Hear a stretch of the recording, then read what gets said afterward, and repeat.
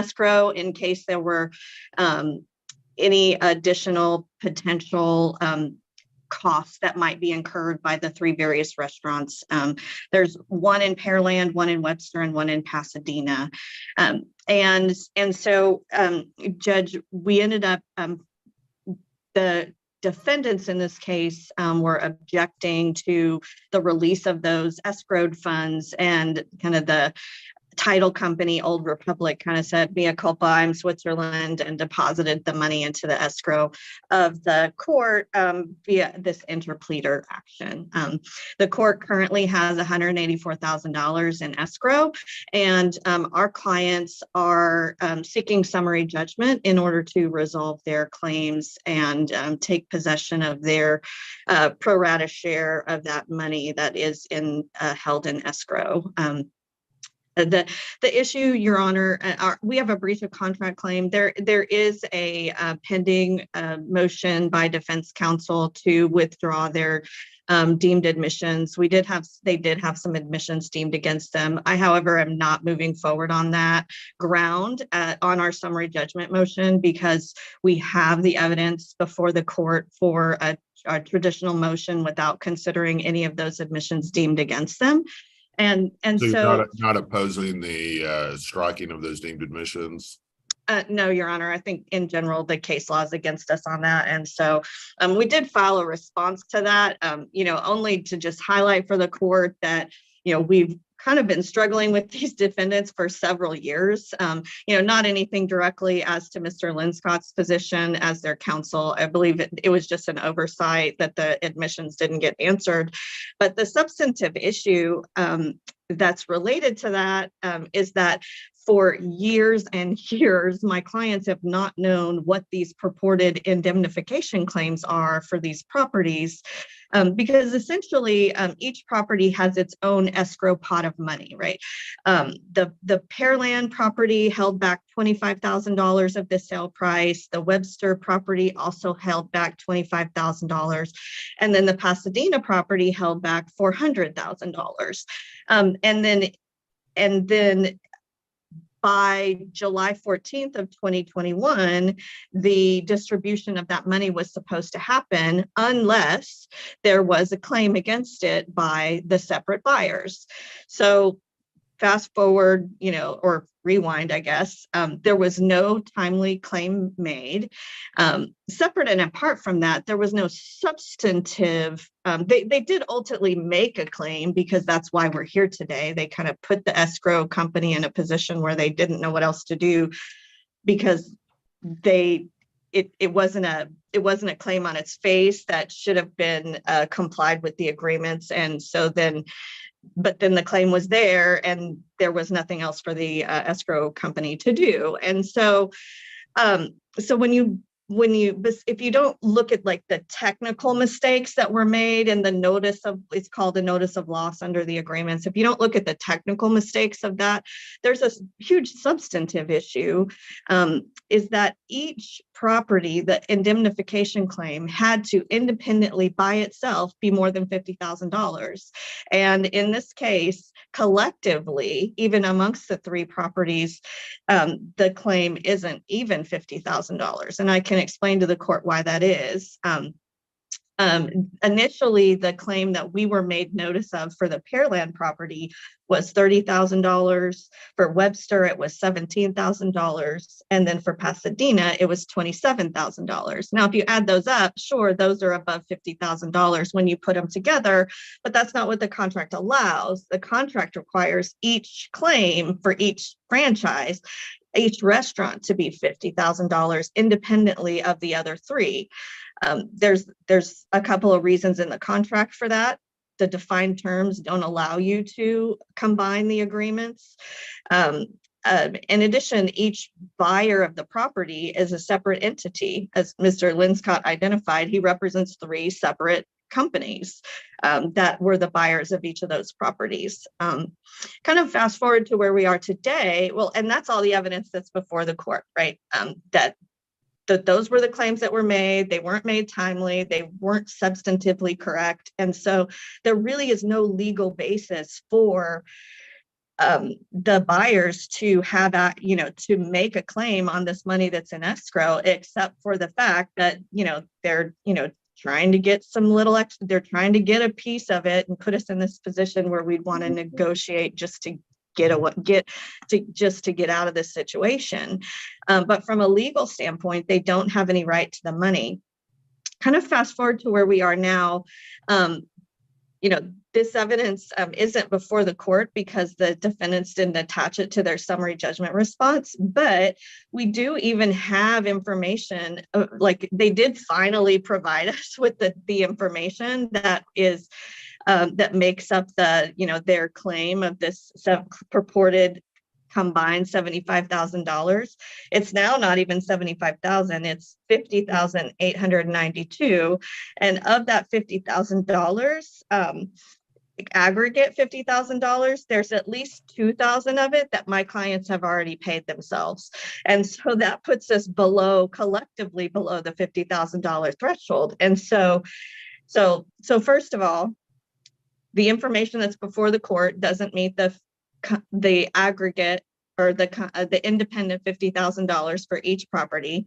30,000, 17,000, 27,000. Those are all below $50,000. There's no evidence put forth by the cross defendants that disputes that, and therefore, Your Honor, the cross plaintiffs should be entitled to summary judgment so they can make a claim for that money that's in the escrow of the court. Response? Yeah, Your Honor, a couple things. First off, just a brief explanation on the deemed admissions. That was just a complete accident on our part. We were getting it sent electronically and apparently hadn't had our electronic service set up correctly and didn't get those things, and in fact got the summary judgment late. It was looking at the summary judgment that told us that we had deemed admissions. And I'll take the heat for that. That was we should have been better prepared on that, but we just didn't see it. It's totally inadvertent, and I think that's why she's now withdrawing that. On the what I would ideally like to have happen today, Your Honor, is one, because of the two things. One, at one point during, I think it was the very end of November, just after Thanksgiving, Ms. Stratton had called and asked me for to agree whether I'd agree with a continuance of the trial setting, was then in January. I agreed, of course, but at that time, even then, no mention that there was discovery sitting out there that we had to respond to, or the request for admission. Prior to that, we had talked about mediation.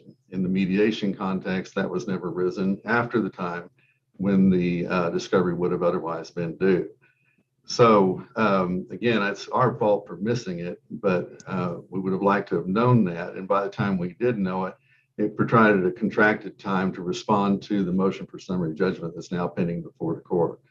So I think both Ms. Stratton and I have talked yesterday and agreed that at some point the mediation would be good on this case to get it finalized. I think there are some other related issues.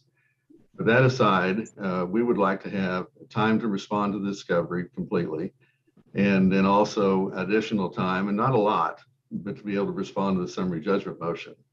And maybe in that meantime, we can do a mediation. In the meantime, though, I will point out a couple of things. One is with respect to the notice or lack of a timely notice of the claim.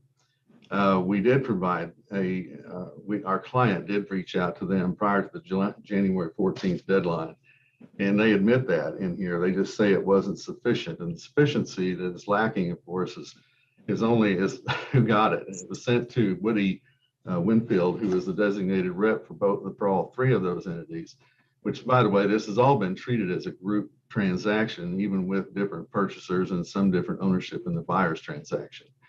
But we sent it to him, and then we followed up with counsel's letter a week later.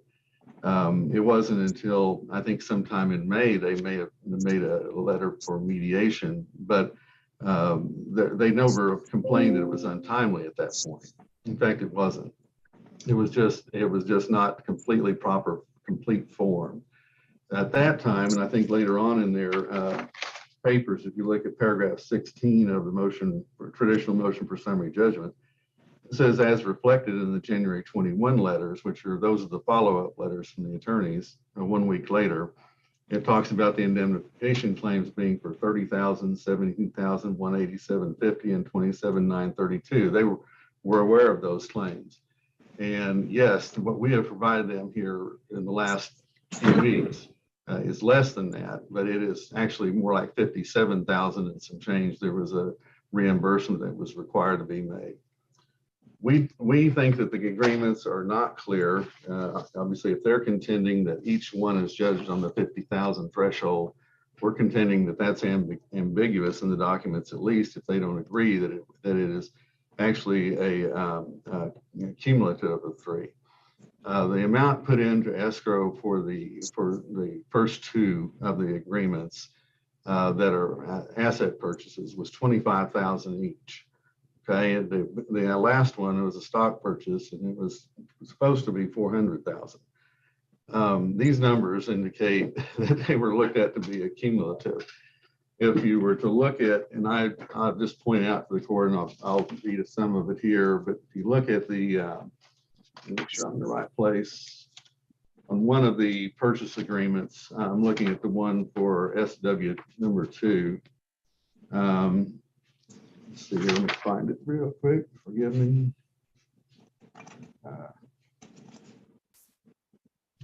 Yeah, here we go. It's actually in section 14, which is the indemnity section of the agreement. And it's subparagraph 1403.1A. It says, notwithstanding anything contained in this agreement, which is the SW number 2, and any of the agreements executed, delivered in connection with this transactions contemplated by this agreement. And it says here, then it says, no party shall be entitled to indemnification and the provisions hereof unless and until the aggregate amount of the losses shall have exceeded 50,000. We look at that as meaning that looking at all the agreements together, if it's in excess of 50,000, then you meet that threshold. Admittedly, from what I understand, again, this part is not in the record, but they were thinking their claims were more than that. And so here we are. I think we do meet that threshold. We do meet the timeliness reasonably. At least it's a fact issue that should be decided by the fact finder on both counts. Again, I go back, Your Honor, and say that we were at a bit of a disadvantage from the beginning. Some of it our own fault, and some that we that there just wasn't communication going on here. Last thing I'll throw out there is about the mediation. It was on me. This one really snake bit me apparently, but we had a mediation scheduled in October. That was miscalendared in some way, and we wound up having another one set. It was the wrong one, and so we passed on that at the time. We wanted to continue on those discussions to set that up. But then I think at one point, Ms. Stratton said she needed to see some support for these claims, after all this time. And I understand that. So we set about doing that. Our clients have had staff problems since COVID. I'm not trying to lay everything at COVID, but we've had turnover, and finding records was difficult for them. And so we'd like the opportunity to be able to present that if necessary. But I think on the documents as they sit here in front of the court today, it shows that there is ambiguity and there is a fact issue. Response? Yes, Your Honor. I can look. I mean, I'm not laying blame at Mr. Linscott's feet for anything related to the deemed admissions or the canceled mediation.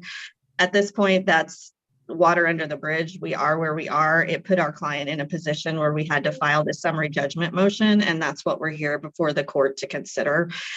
When you look at the substance of what Mr. Linscott just argued, and you look at the language in the agreements,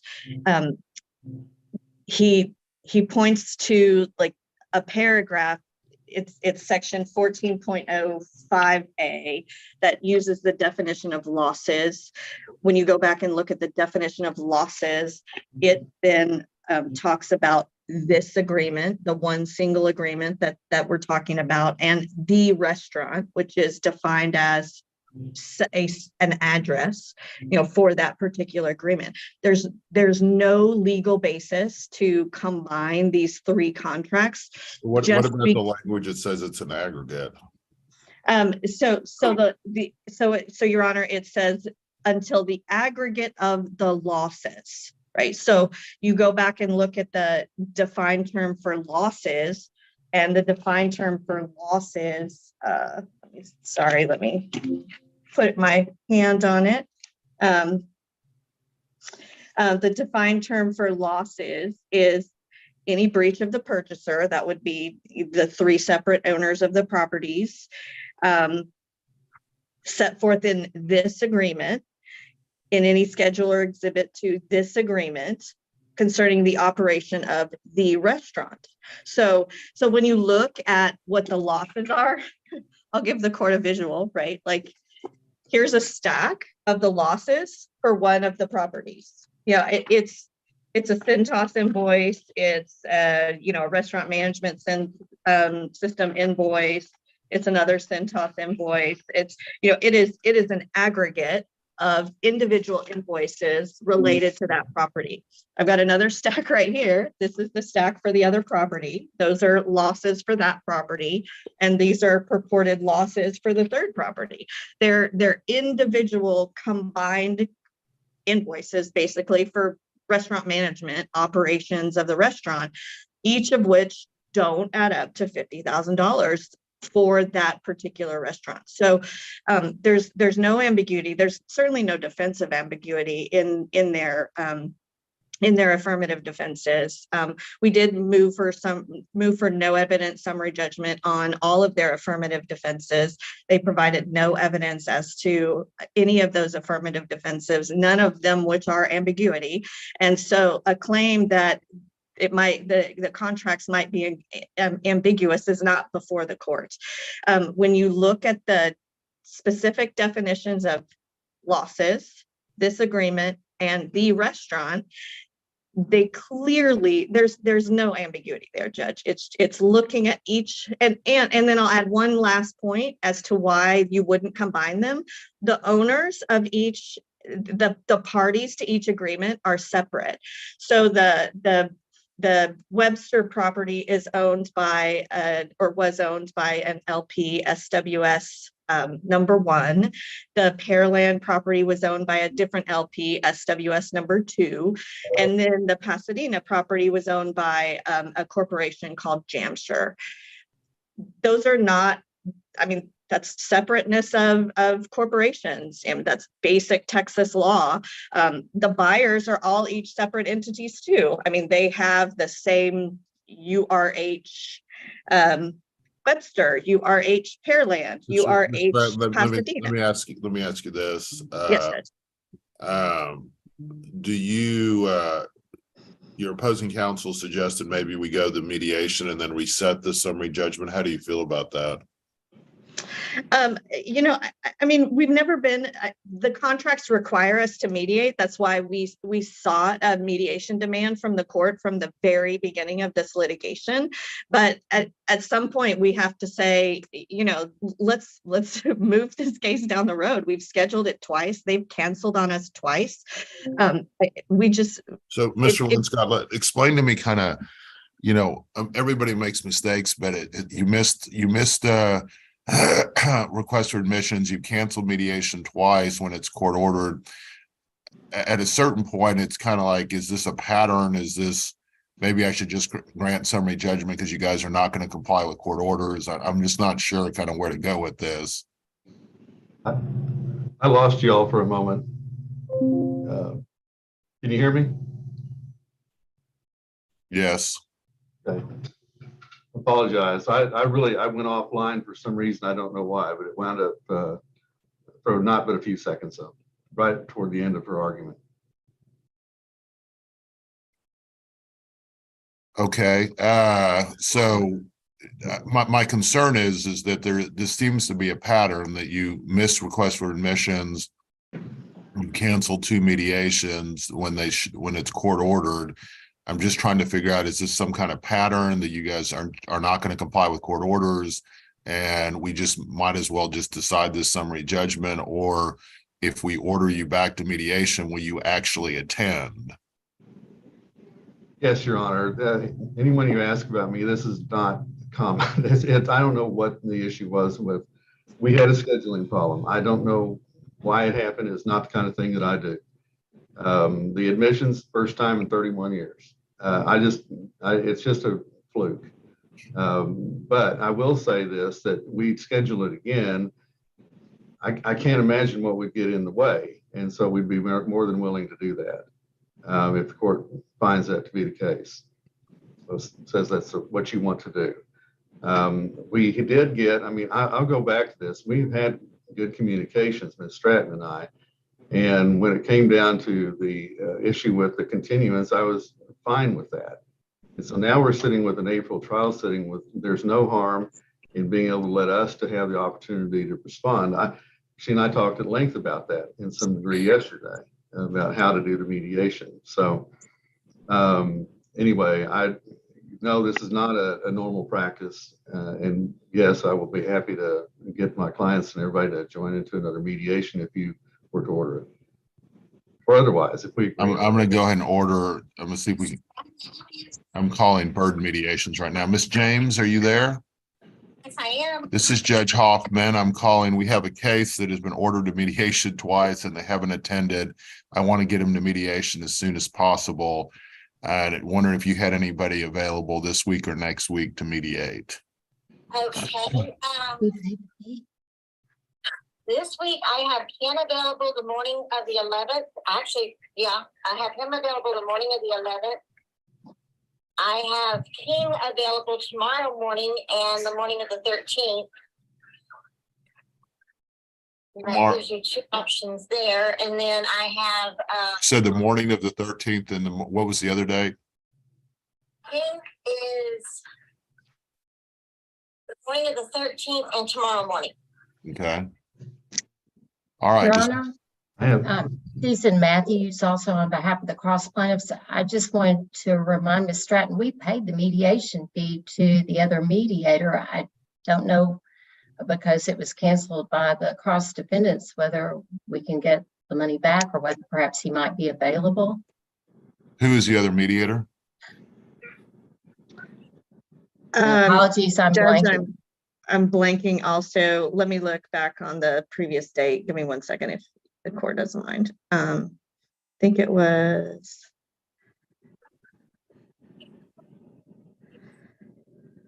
Sorry, Miss James. It was Judge Stokes, Charles Stokes. Carl Stokes. What do y'all want? Do you want to try to call? Why don't I do this? I'm going to put you guys into a breakout room. You guys try to call Judge Stokes. Miss James, I'll call you back. Okay. Okay, thank All you. right, bye. Call Judge Stokes. My thought is that we reset this for 2 weeks and then to like the 23rd and see if you can get into Judge Stokes during that time period for mediation. You cannot miss 2 mediations and blow a request for admissions in a case and expect any additional grace. So this is your last shot. So I'm going to put you into a breakout room. You guys see if you can't schedule with him and then come back once you figure that out. And who do I need to send into the breakout room? Susan Matthews, Bobby Stratton, and Michael Linscott. Okay. So call him, see if you can't get it worked out.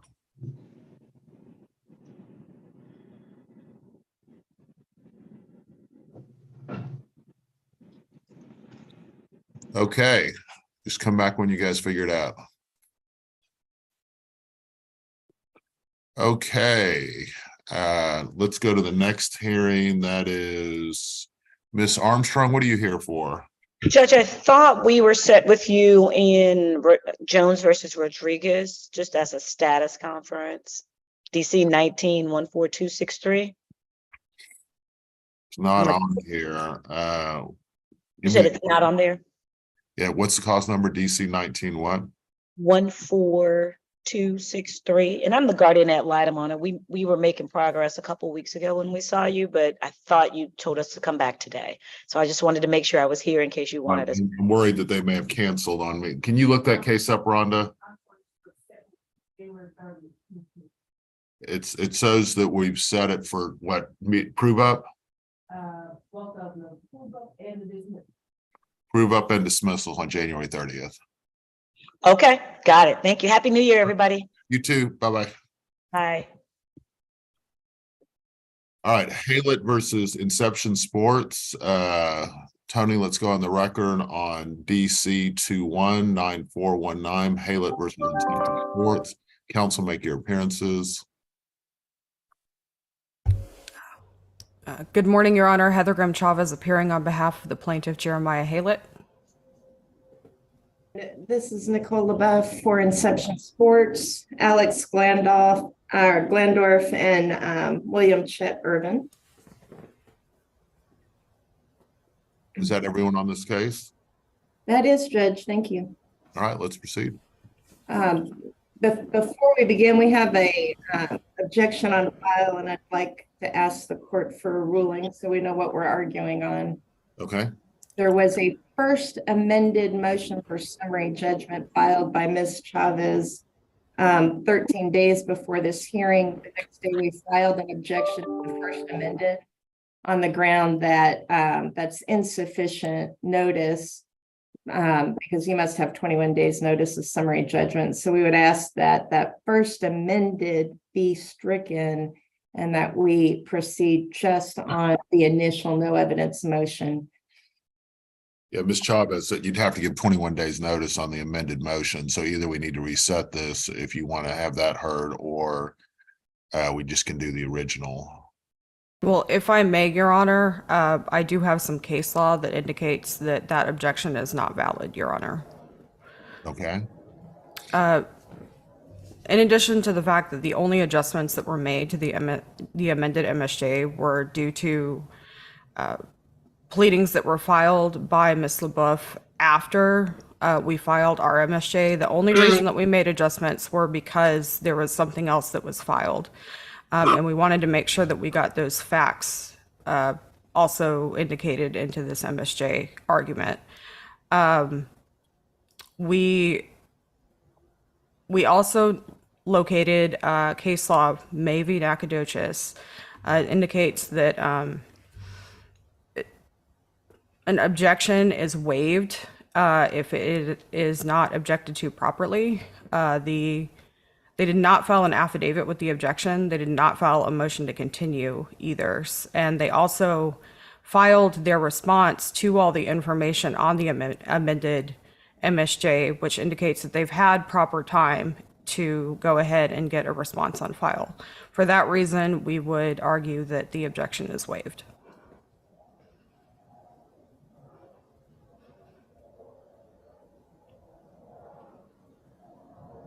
Response? Yeah, Judge, the rules are clear. You must give 21 days notice. They did not cure the fundamental problem with their no evidence motion with the amended. They just, despite it being a no evidence motion, attached a bunch of evidence. But at any rate, it was a timely objection. It was an untimely filing, and the rule requires 21 days notice. I guess, Ms. Chavez, can you share screen the case law that says you don't need to give 21 days notice on an amended motion? I sure can. Let me go ahead and pull that up, Your Honor.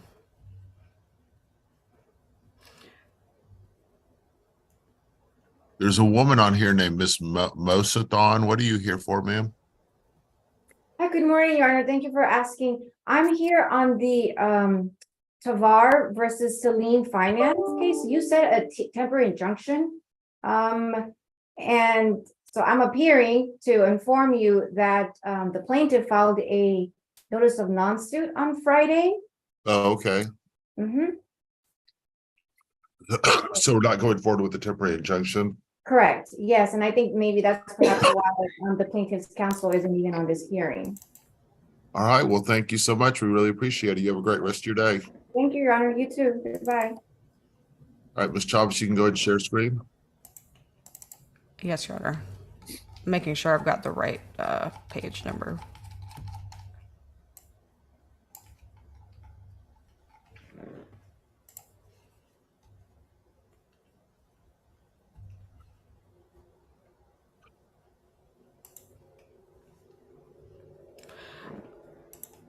I'm actually having trouble finding it, Your Honor. To be honest, I'm perfectly fine with arguing just the simple no evidence motion for summary judgment. That was the first one. Like I said, the only difference that we had was that we were adding some of the information of things that had happened after the fact, Your Honor. So I'm perfectly fine with going forward on just the no evidence MSJ that was filed initially. All right, then you can argue it. All right, Your Honor. As far as the timeline goes, we've had issues with the evidence and discovery in this particular case since the very beginning. Of course, there was a point in time where Ms. LeBeouf's firm filed a motion to withdraw on June 22nd. And at that time, of course, plaintiff's counsel, my co-counsel, Mr. Cole, was told that they would not be providing the required 194s because they were withdrawing, which is understandable. However, very shortly thereafter, they indicated that payment had been made by their client, so they were not going to be withdrawing. At which point, Mr. Cole responded and requested that we would get our required 194 disclosures so that we could properly tailor discovery. We did not receive those 194s, Your Honor, until September 19th. They are arguing in their response that it was timely. We contend that they absolutely were not. 194, the Rule 194, according to Texas procedure, requires that these are due 30 days after a response is due. We know that there have been special appearances and they've had a 91A motion. All of this does not stop the clock for 194 required disclosures. These should have been provided far before the time that they were. Of course, we've been asking for them again since before June. And if they're going to maintain that it's because that it was after the answers required to the most recently amended suit that we filed in August, again, filing an amended lawsuit, which removed a cause of action that had been determined that was not going to be we were not going to be going forward with that after ruling, that does not negate the 30-day deadline either. And in addition, the 194s they did provide actually had references to the DTPA claim that had been removed. It sounds like they may be basing off 193.6, which is an old rule. The rules have changed since then. Our reading of Rule 194 is that these should have been provided 30 days after their response was due. So, of course, after we finally did receive them untimely,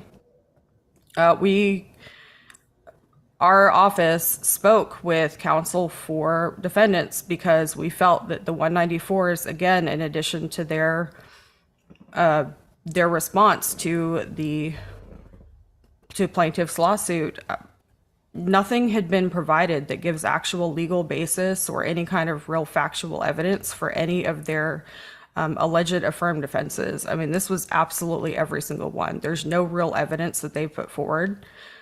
So for that reason, there was a special exception filed by plaintiff on September 27th. The 194s didn't include what they needed. Therefore, we went ahead with filing for special exceptions.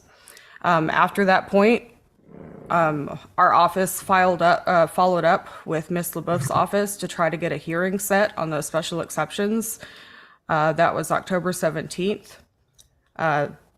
Discussed it via telephone, I believe, the next day, and requested deposition dates at that time. At that point, our office was led to believe that there was going to be an amended response filed, which is why we held off on scheduling the special exceptions. Plaintiff's counsel, again, Mr. Cole followed up for the deposition dates on October 21st and then the 24th. Sent corrected hearing dates for a special exception at that time because we hadn't heard back. And Ms. LaBeouf's firm responded on October 24th that she did not have deposition dates yet. And we were led to believe, Your Honor, that on October 24th, that the response to plaintiff's petition would be amended on October 24th. It was stated that it would occur that same day, and obviously it did not. That is the reason why we never set special exceptions for a hearing, because we were relying on defense counsel's representations. On October 28th, we finally received deposition dates from December 5th through 9th were provided, stated that they were available on that day. So of course, on November 1st, we reached back out, confirmed availability for December 6th and 8th. We all confirmed those dates. We filed our deposition notices according to the agreement on those dates on November 8th. However, on the same day, they reached out to us and stated that they wanted to change the dates for the depositions. And suddenly they had a requirement that they also wanted to depose plaintiff, which is understandable. However, they'd not indicated that before in the emails that we had agreed to. And they also stated that they wanted to depose Jordan Green before they would agree to allow the depositions of defendants Glandorf and Irvin to move forward. We informed them immediately that, of course, we can't produce Jordan Green for a deposition. He will have to be. That being said, we were trying to be accommodating, so we were willing to change Mr. Glandorf's deposition from November 6th to November 8th. I'm not sure why we're going into all of that based on a summary judgment. Okay, I understand, Your Honor. It's just there's been a pattern of avoiding providing discovery this entire time, Your Honor. And I'll wrap it up if you would prefer, and I will simply go through what they claim their affirmative defenses to be. The only ones that they even listed in there, and are not all of them, everything that they've listed in their response to the MSJ. I will take each of them in turn. They list that there's a failure to state a claim upon which relief can be granted. That's not an affirmative defense, Your Honor. That is essentially a 91A motion. But for argument's sake, fraudulent inducement is one of the claims. That is not you're right, that's not a affirmative defense, and so I'm going to strike it. Okay. What's next? We have a lot of hearings, so let's get to it. Understood, Your Honor. I will try to make this as quick as possible then. On the failure to state a claim or Halet's own actions cause the injuries,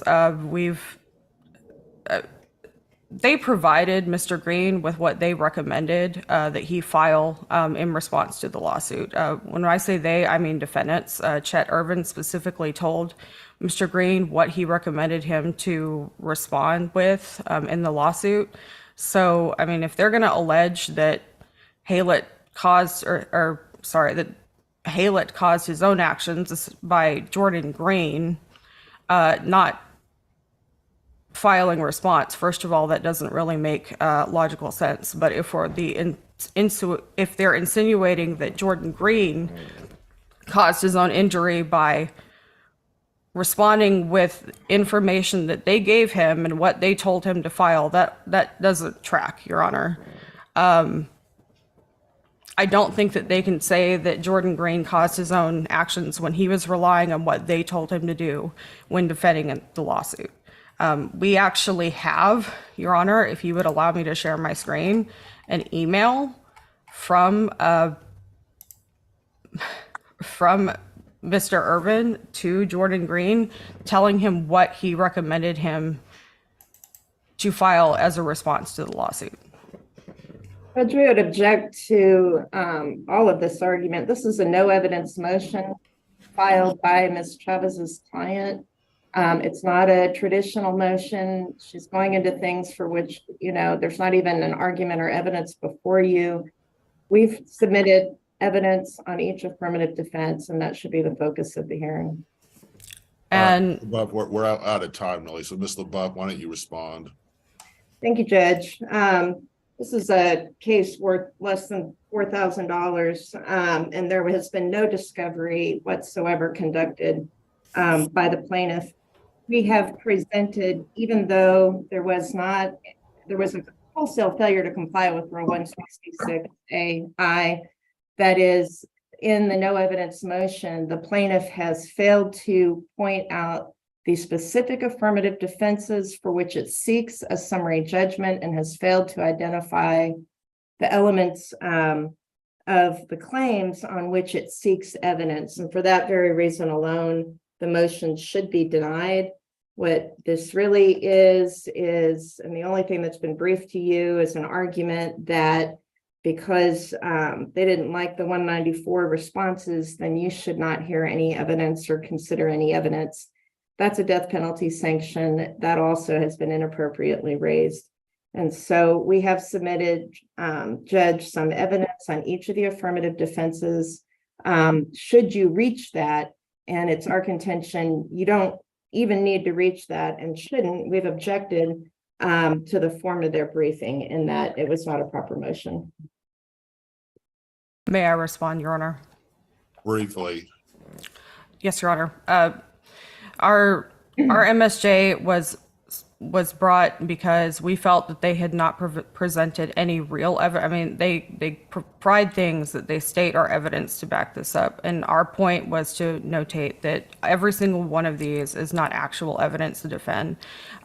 Realistically, I mean, part of the problem we're having, Your Honor, is that they're saying that we haven't had proper discovery. That is not because plaintiff has not wanted to. It is because we've never received proper 194s to be able to tailor discovery. I mean, we also have a motion to continue, motion to enter a new scheduling order on the court's record, Your Honor.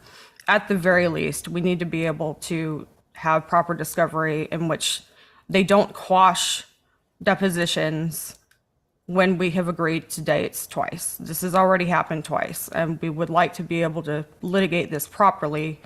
If they're not going to actually present any kind of real evidence, then that is why we filed the motion for summary judgment, Your Honor. Alternatively, as I said, we are trying to reopen discovery. When is the trial setting? February 21, I think. Why don't we reset this to like May and then reopen the discovery? How do you feel about that, Ms. LaBeouf? My client won't be happy about it, but I appreciate that it's a short continuance.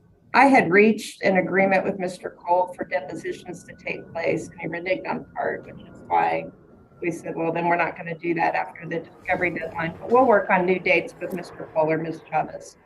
Can I respond to that statement, Your Honor? Because we feel that that was not completely true. We have no problem with having the depositions after the discovery. The problem that we had was that in addition to those dates being after discovery, the Rule 11 that they gave us also stated that there needed to be a deposition of Jordan Green, and we mentioned that would need to be a subpoena. We can't produce him. More importantly, it specifically stated that other deadlines would remain the same, and we never agreed to leaving discovery closed if we were going to have depositions after the close of discovery. We wanted to make sure we could tailor discovery after the depositions were taken, and their Rule 11 had that particular language in it, and that was part of the issue that we had, Your Honor. All right, sounds good. Let's reset this. You want to say May 23rd? How does that sound? Of course, it's the one time I commit the calendar. Will you, Judge, even if we have to go, if you have to go on to another hearing, my run through and grab my calendar real quick. Sorry. Actually, if I may, really quickly, Your Honor, that just happens to be the 1 week that I am not going to be in town in May, that particular week. How about May 30th? May 30th. Ms. LaBeouf, does that work for you, May 30th? I'll know in like 2 minutes. I'm sorry. May I run and get that very quickly, Judge? Yeah, why don't you grab your calendar? We'll go back to this Old Republic National Title Insurance case. Let's go off the record, Tony. What did you guys figure out with the mediation? Ms. Stratton. My apologies, Your Honor. I was multitasking while you were in the other hearing. So we didn't reach Judge Stokes, but since we came out of the mediation, or since we came back into the breakout room, he did respond back that he is in trial through at least Thursday. So he could possibly do Friday or sometime next week. Otherwise, we would need to choose another mediator and get a refund from him. So did he say he could do Friday? Let me read his exact response. He said maybe Friday Okay. or next week. Okay. Rhonda, can you hear me? We're going to go ahead on this Old Republic National Title case. We're going to order a mediation to occur within the next 2 weeks. With Judge Stokes, and if Judge Stokes isn't available, with someone at Burden Mediations.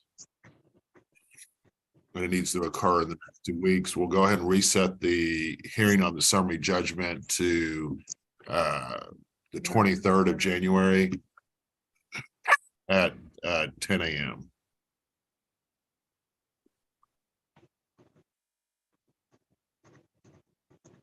Did you get that, Ms. Stratton?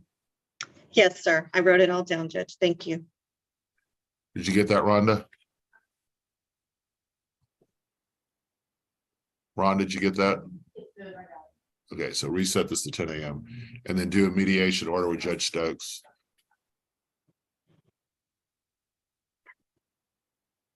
All right, guys. Mr. Linscott, this is your kind of your last shot here. You got to get this done. No more canceling this stuff. If you just let your client know, and Miss Stratton, if he tries to cancel this again, please reach out to the court and we'll take appropriate action. Yes, Judge. Thank you. Thank you, Your Honor. Appreciate it. Have a great rest of your day. All right, Ms. Thank you so much. Thank you. You able to look at your calendar? Yes, Judge, I have a jury selection on that Friday, June 2nd, for a June 5th jury trial. So I'm wondering if we could look at April potentially. Okay, let me see.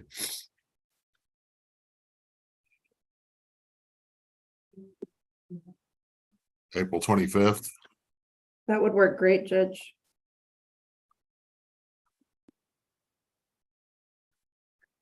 That work for you, Ms. Chavez? You're muted, Ms. Chavez. I apologize. I'm checking my calendar right now just to see. I think that will work just fine.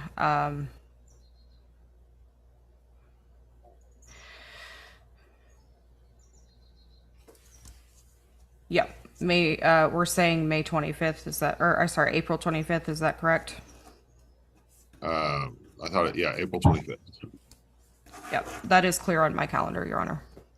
Okay, we'll reset you to April 25th, and good luck with everything, and let me know if there's anything else you need to do, okay? All right. Thank you, Your Honor. Judge. Will you be submitting an order? We're gonna we'll do a new trial setting. Oh, I'm sorry. I mean, on the no evidence motion. I don't think I'm ruling on it at this point. Thank you, Judge. And it was also get a new scheduling order in that reopens discovery. We'll do that. Okay. Your Honor, okay. Oh, well, that's all right. I'll get with Ms. LaBeouf to get that new scheduling order in, Your Honor. All right, thank you. You have a great rest of your day. Thank you, Your Honor. Yeah. All right, Lighthizer versus SHF1 Icon LLC. Are both sides here on that? Good morning, Your Honor. Chaz Clace for the defendant. And Charles Bennett for the plaintiff, Your Honor. All right, this case is set for trial, and you guys requested a continuance. Kind of tell me what's going on. Your Honor, Mr. Bennett, I think, just came on as additional counsel for the plaintiff, so let me speak. We had some expert depots. This is a mold exposure case. We've got experts from all over the country. His co-counsel back in November got very ill with COVID and was hospitalized, and his son was hospitalized, I believe. And so we had to cancel some of the depositions. We're trying to work towards either getting the experts knocked out to try to mediate the case, just with the holidays and councils having to cancel some stuff. We just need a little bit more time to either get this thing, discovered and mediated, given the experts that are from all over, and or ready for trial.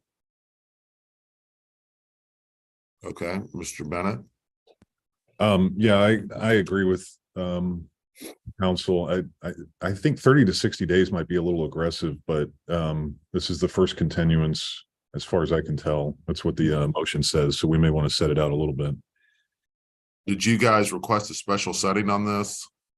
Well, we had put that in there, Your Honor. We thought that possibly, if you were only going to give us 30 to 60 days, yes, to get the experts here, so we had a date certain. But if the court's willing to push us out to where we could do some of the experts via videotape depot by agreement, then we wouldn't necessarily need a special setting on that issue. We don't have any dates for the next 30 to 60 days to do a special setting, so it's kind of irrelevant. So I'm happy it's a 2021 case. I'm happy to move it out to, May or June if you'd like, or July. Or even I think August or September, I think might make more sense. We've got, like counsel saying, like we've got the experts. I'm naming 2 new experts or at least one, and then we're going to do the discovery on that. So I think more realistic would be in the fall. I have no objection to that, Your Honor. How about September 12th? Let me just check, Your Honor. I think that works.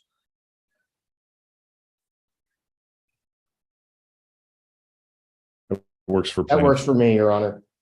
All right, we'll reset this to September 12th. Make sure you mediate the case and also get all your discovery done. It's not going to be preferentially set, so you may or may not go if you get to the next trial setting and we don't reach you, which is very possible. Then just let me know when we can talk about a preferential setting if it's needed. Thank you, Your Honor. All right, have a great rest of your day. Thank you. May we be excused? You may.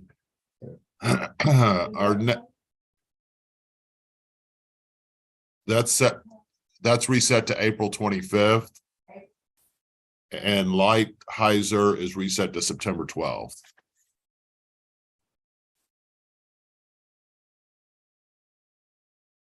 All right, let's deal with the scheduling conference docket. Anyone here on Medrano versus Martinez? This is Miles Lenz for the plaintiff. Stephen Dobbs for the defendants. All right, when do y'all want to set this for trial? We had a proposed scheduling order going back and forth for the August 28th trial date on there. We just never got a final agreement. Sam could sign off on it, but I think everything was agreed on that date. Is that right, Mr. Dobbs? Yes, I think that date should work. The 28th is a Monday. We do Tuesday trial setting. So do you want me to set you guys for trial on April 29th? That works for plaintiff. Yes. All right, did you pick a mediator? Looks like we agreed on Ashley Evans. Yes. Okay. Who does she work with? I'm not familiar with her. I'm not sure. I actually came in pinch hitting. The associate that was working on this case is no longer with our firm. So I'm going off those previous agreements. Do you know Mr. Dobbs who she works with? I do not offhand, Your Honor.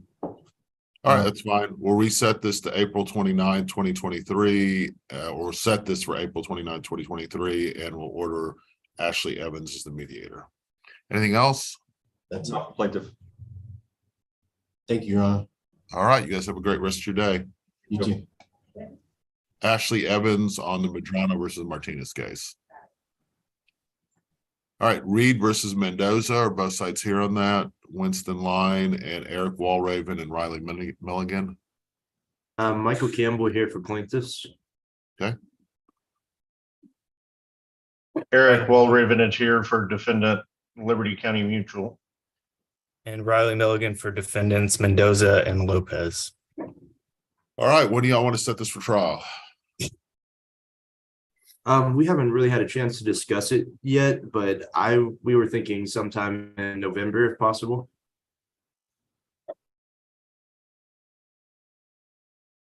Mr. Walraven, Mr. Milligan, November's fine with me. And Your Honor, it's likely that once we get this set, I'll be visiting with other counsel. We may be filing a hopefully what would be an agreed motion to sever and abate the UIM claim. okay? So does the November date work? November 14th, maybe? If possible, I was thinking the 14th. Mr. Milligan, I'm pulling up my calendar real quick.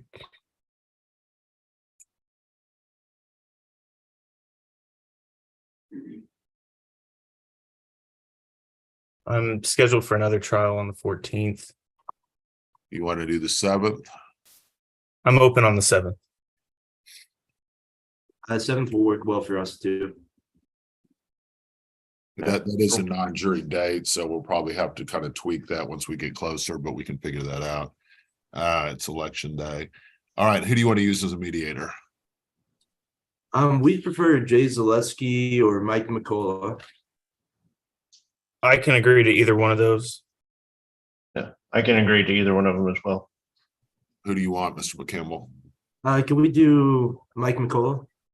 All right, Mike McCullough will be the mediator. All right, anything else we need to chat about today on this case? Not that I'm aware of. Mr. Milligan, Mr. Walraven? Nothing on my end. No, Your Honor. All right, we'll send out a scheduling order. If you guys want to do a full scheduling order, you can. We'll just send out a new trial setting with the mediator. And you guys have a great rest of your day. Thank you. Thank Your Honor. you. Thank you. Everyone else, I'm going to take a quick break. I'll be back in about 2 minutes.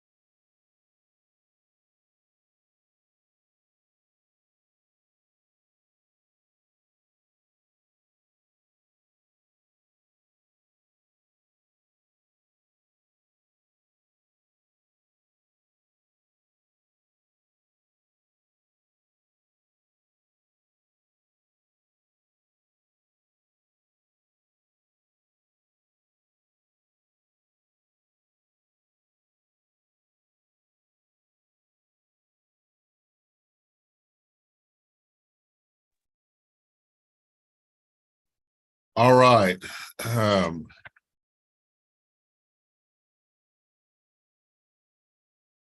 So let's talk about Duda versus Zimmerman. Are both sides here on that? Paul Leak, Your Honor, plaintiff, attorney for plaintiff. Andrew Harding for the defendants, Your Honor. Okay, so